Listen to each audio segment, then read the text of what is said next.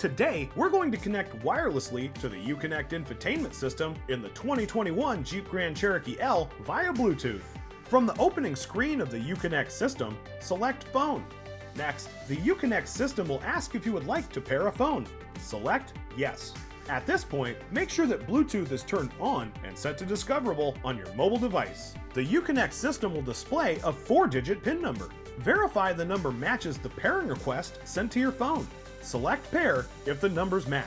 Next, the Uconnect system will ask you to confirm that the pins match. Select Yes. The system will now ask if you want to make this your favorite phone. Select Yes if applicable.